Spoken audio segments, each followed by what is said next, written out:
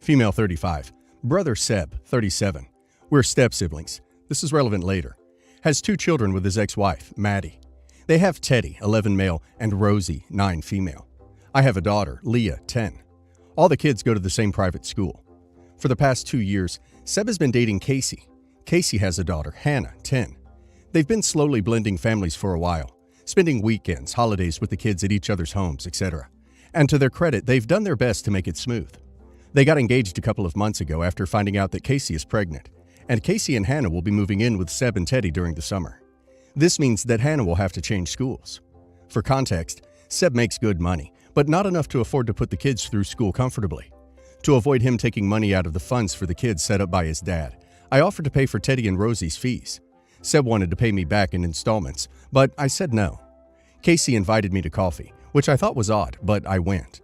Once there, Casey said she wouldn't be able to pay for Hannah to attend the same school as all the kids next year, and she was hoping I'd be able to help out like I do for Teddy and Rosie. She said taking the kids to school and activities would be a nightmare if they weren't all in the same place. Not true. And she worried it would create a divide between the kids. I admit, I was in shock and my brain was working, but not faster than my mouth. And the only thing that came out was, "I barely know you." I immediately apologized, but Casey was already offended. She went on to say I can't expect her to set up her child to be isolated, and I said the only one expecting anything here was her, and incorrectly at that, because I was not going to fork out hundreds of thousands of pounds. She said I should be willing to help since I helped Seb's kids. I said that was different, and Casey said why, I wasn't related to them either. I thought this was incredibly disrespectful to the relationship that I have with Seb for most of our lives, and that I've always had with Teddy and Rosie, who have pretty much been like extra kids to me. I told her I didn't owe her or her kid anything, and that her shameless entitlement was embarrassing to me if not her, so I was leaving. I called Seb on the way home and told him everything. Seb said he had no idea Casey was planning this, and after he spoke to her, he apologized on her behalf. However, he also said that Casey is now rethinking the move. Apparently, she says she doesn't see why she should move Hannah from a school she's happy in to be treated as second-rate. Everyone I've spoken to says I shouldn't feel guilty, but I'm worried that Casey not moving will mean Seb isn't able to be a present father to his new child, and that will feel like my fault. Not the a-hole. Casey and your brother are taking the wrong approach. You paying for school for Teddy and Rosie means Seb and Casey should be able to afford to put the other kids through school. You are indirectly helping Hannah. If she doesn't attend, it isn't on you at all. I see Casey wanting another handout and trying to guilt-trip you into it. She doesn't want her daughter to go to the same school as your niece and nephew. What she wants is a free ride for her daughter, just like the one you give to your niece and nephew. Your brother should be able to afford to pay for this girl's tuition, since he doesn't have to pay for his own children, and she can work to pay for it as well. This request is seriously disgusting and shows you her true character. I wouldn't want my brother to marry someone with that kind of character. Now she's threatening to break up this family to manipulate you into paying for her daughter. This is purely a tactical move. Do you really think she's going to pass up on your brother's financial support by combining households and his help with the baby out of spite? Stay strong, because if you open your wallet to this woman, it will never end. Not the a-hole. It is absolutely true the kid will be isolated and it's not fair. But at the same time, this is not your problem. Your brother has been lifted from 2 tuitions he was willing to pay you back, so I don't see why he can't be the one paying the tuition of his fiance's daughter. I, 54 female, have 4 kids. Milo, 27 male, Dylan, 25 male, Sean, 22 male, and Tania, 18 female. Milo and Dylan are married. Milo's wife, Olivia, 26 female, married my son 3 years ago, while Dylan's wife, Allison, 27 female, married my son last year. I will be completely honest. I don't like Olivia, and she doesn't like me either. I don't like how she behaves, how she dresses, and how she looks, and she has called me Snoopy and controlling because I care for my son and visit him regularly.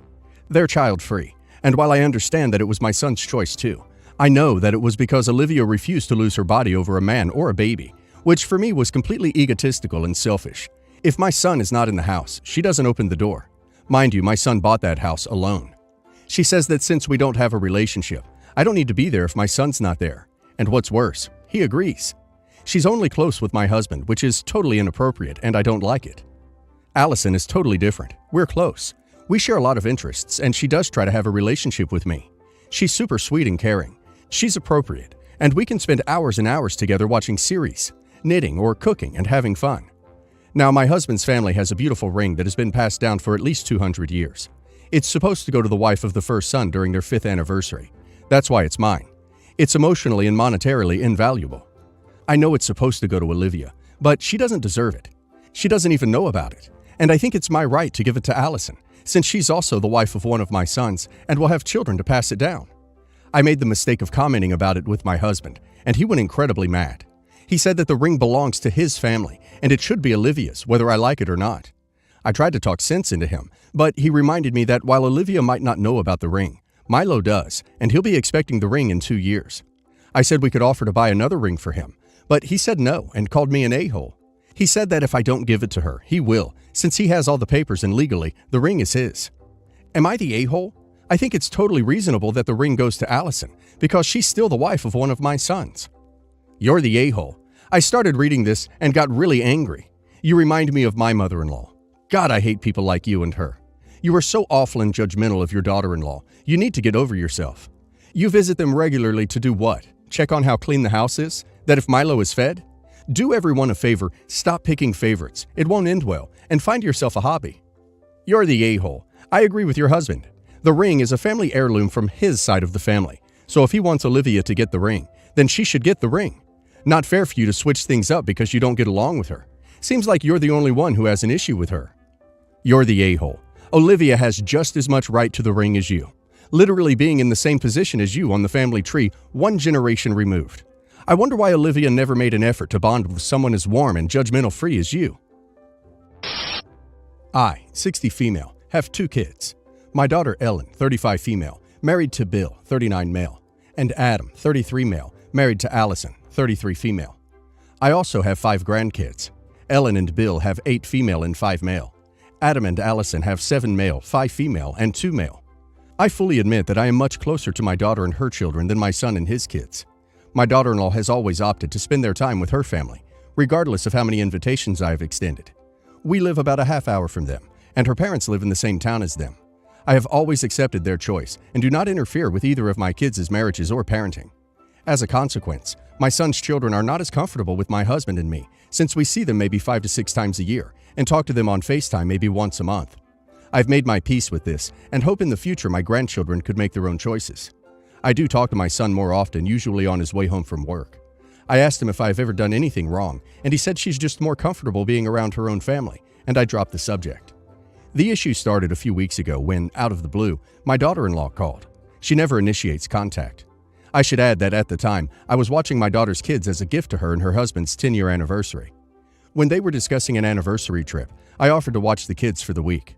My daughter-in-law questioned why I had not offered to watch their children so they could go away for their 10-year anniversary, which was about 6 weeks before my daughter's. I was honest and told her I had not thought about it. I sent them a $50 gift card for their favorite restaurant, since I've never been alone with her kids and didn't think she would ever feel comfortable with it. She said I was wrong for not asking, which is probably true. But I think the nature of our relationship dictated my gift choice, and that relationship is completely controlled by her. I am aware that my son is to blame as well. I apologized for not offering, but declined to remedy the situation by actually offering. My son called me later that day and told me Allison is mad no one will watch their kids so they can go away. Her parents will not do more than a weekend, and asked me why I felt the way I did. I hesitated to share at first, but he pushed, and I let him know that my grandkids barely know me, and that is on them. I really did not think this was the way to build a relationship, and if they were interested in actually helping forge a real bond between their kids and us, I would be happy to spend more time with them. No plans have been made to help build that bond. My son feels like he is stuck in the middle, but understands where I'm coming from, and acknowledges that he should have been more insistent on spending time with our family as well. Now she is refusing to allow more contact unless we agree to babysit. I said no to this offer, which could make me the a-hole here, but I don't want to feel used. Not the a-hole. Daughter-in-law absolutely just wants to use you for free childcare. As you and your son has said, she prefers to spend time with her family. This wasn't even brought about until her own parents refused to do it, and she was only going to try and use you as a last resort. I'm really sorry to hear the situation you are in. Hopefully soon you get to know your grandchildren better, and your son pushes for more time with his side of the family. But until then, just be careful with her. I'd be tentative of her trying to get close to you now. Just make sure her intentions are pure, and not just wanting it to benefit her in the long run. She seems pretty selfish. Not the a-hole. Your daughter-in-law is only interested in how much she can use you, not building a relationship with you. Until she shows a true change of heart, don't give in to her. Absolutely not the a-hole. She's dangling a relationship with your grandkids that she's never allowed before because she suddenly needs a sitter. It will always come with strings attached. She'll track everything you do for your daughter's family, and she'll keep the kids from you anytime she thinks you're not doing enough. All that said, if you want to forge a closer bond with the grandkids, it might be worthwhile to agree to babysit for a night at a time. I, 28 female, always had a great relationship with my brother, 38 male, and the rest of my family. When my son, now 5, was born, they supported me through a lot, especially since my baby's father abandoned us. The problem started when he met his girlfriend, 30s, in university. At the start, I was truly happy for him, especially since he talked to me about wanting to ask her out ever since he heard of her from her classmates. What I didn't like is that she didn't care much to keep contact with us. Even after being together for well over a year, she was always too busy to meet our family. He told me she was an amazing cook, was kind, brilliant, etc., and he wanted to marry her and travel with her back to her country once she finished her PhD. He'd always talk to us about how lucky he was to be dating her, she's a judge, and how her government was financing her. I'll admit, knowing a childless woman wasn't working and was paid more money than me, on top of having her rent and other things covered, stung a little, but it had nothing to do with my dislike of her. I wanted her to be more involved in our family, but there was always an excuse as to why she couldn't meet us for dinners, etc. She'd be studying, helping someone from abroad, which I don't really believe. What could she be doing for anyone being miles away? And on the rare occasion she was free, she was either traveling to see her family, hosting friends, or wanted to be alone. I didn't buy that she didn't have any time for us because she doesn't work and was always at home. But she stopped accepting my visits and refused anything to do with my son as well, which slowly distanced my brother. She wouldn't even babysit when my parents were out of town and I needed her to watch him so I could work. Personally, I don't think she's as kind as my brother thought. My parents were on my side. Brother wanted to be neutral, but asked us to not stress her out even more. A few days ago, me and my parents went to her house to talk things out with them both. We were upset, but tried our best to explain why her distance and refusal to help was unacceptable since she doesn't work and has free time. I told her I wished she'd be more caring, and she got increasingly angrier but said nothing. She then turned to my brother and asked him if he agreed, but he said he didn't want to take sides.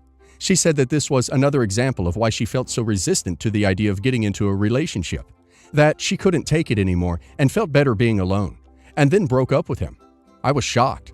None of us expected this, and my brother immediately tried to backtrack, but she told all of us to leave her house immediately and to not go back. Now I'm feeling guilty, and my brother won't speak to us because I ruined his relationship, and she's irreplaceable. She isn't bothering to listen to anyone in our family, and I'm afraid there's no way to fix this. Am I the a-hole or did she overreact? Edit. When I said I wanted her to be more involved and caring, I meant I wanted her to care enough to attend at least a few of the parties, dinners, other things we invited her to, because we wanted to get to know her and develop a relationship with her, especially since she had told my brother she had no plans of returning to or visiting the US once she got the degree, since she felt uncomfortable here. She was a possible future sister-in-law, and we'd lose her and our brother if they moved together, and she had no relationship with us to ever want to visit. I didn't want nor expect babysitting unless I had no one else to ask in an emergency like the one I mentioned. Then I asked her because I thought that since she was on a paid leave from work, she could be flexible. But from what I read from all the responses, some who didn't need to be so mean, by the way, it seems I was wrong to assume that. Also, by not wanting anything to do with my son, I also meant that she gray-rocked me when I tried to speak about him or show photos. You're the a-hole, not her responsibility to watch your child or children, or be there for your whims and amusement. And be honest with yourself. The fact that she is childless and does have free time bothers you.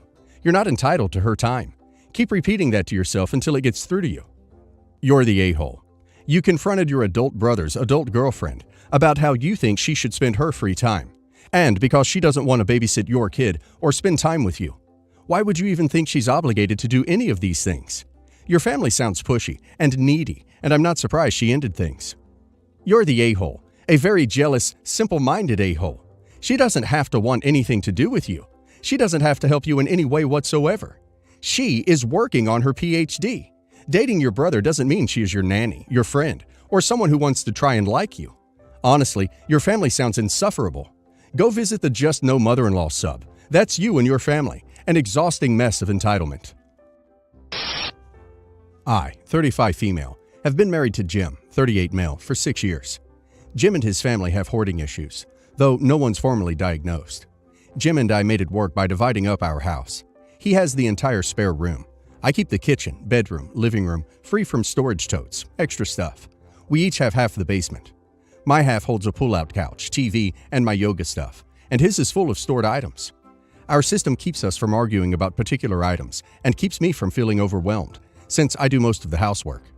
2 weeks ago, Jim's brother Paul unexpectedly died. Me, Jim, and their sister Sarah, 29 female, went with the landlord to Paul's 2-bedroom apartment, which was packed. The landlord was understandably angry, but said that Paul paid May's rent already, so we had a month. He's already booked a company to throw away what's left on June 1st, and we all agreed he should keep Paul's security deposit for the cleaning and trouble. We removed obvious trash, but Sarah stopped the cleanup and started loading random things into her car while talking about storing things in our basement and Paul's car in our driveway. Jim told her that wasn't happening. She argued that we had tons of room. We couldn't possibly sort through everything in a month. She and her parents didn't have room for Paul's stuff, and they had to drive an hour each way to get to his apartment. They'd have to drive about the same amount to get to a local storage locker, which she said they also couldn't afford, and the facility is shut at night when Sarah had the most free time to come and sort things. I thought that was the end, but a few days later, Jim and I had Sarah and their parents over at our house. They walked through the whole house and came to the same conclusion that Sarah did, which is that we had plenty of room.